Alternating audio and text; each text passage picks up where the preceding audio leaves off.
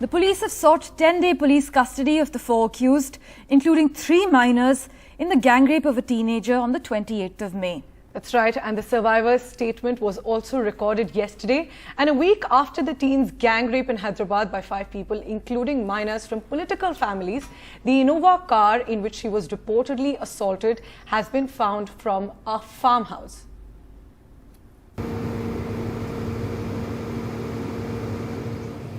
For more on the story, Uma, the 5th accused we know is still on the run. What's the latest that you can share with us at the moment?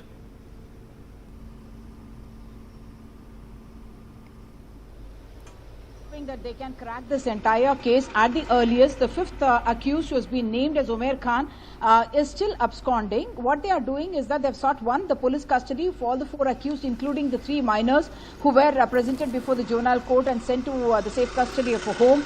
All 4 of them they want. Yesterday they also in fact recorded the statement of the victim, and now what we are expecting is 3 things. One, the Innova car that was seized, they are saying that initially there were fears that because it had been washed and it was kept in a farmhouse hidden away from public view, there was fear that the evidence may have been destroyed. But the reassuring part is that the forensic teams have told police officials that they have got ample evidence. What we understand from our sources is that there was evidence in the form of the body fluids, not just in the seat and the car floor, but also in the form of tissue papers that were in fact stuffed inside the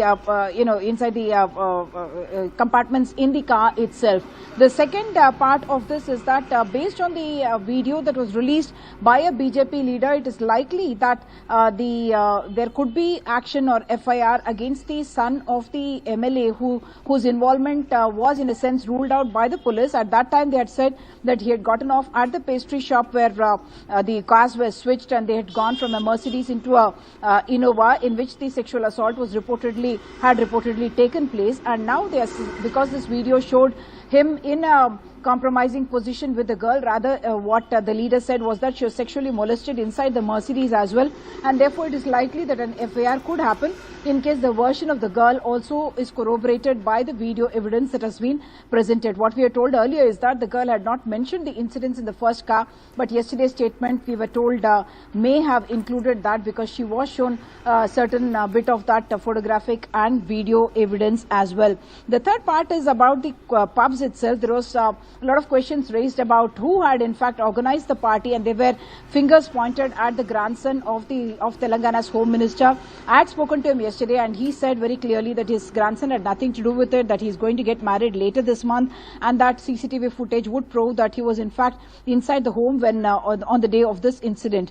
The second thing that we have learned is that it was possibly in fact 2 minors who had booked the pub as a preschool reopening bash. Schools are to reopen very shortly, and prior to that they had organized this bash, and it was purely a business proposition possibly because they had booked it at the rate of about 900 rupees per head in the pub, and about 200 people had attended it. And what we are being told is that each of those people who attended had to buy the tickets at the rate of 1300 rupees per head. And yes, it was a non-alcoholic party is what we are being probed, but we are being told, but that is also going to be probed, and subsequently possibly some action is likely to be taken against those culprits. Back to you.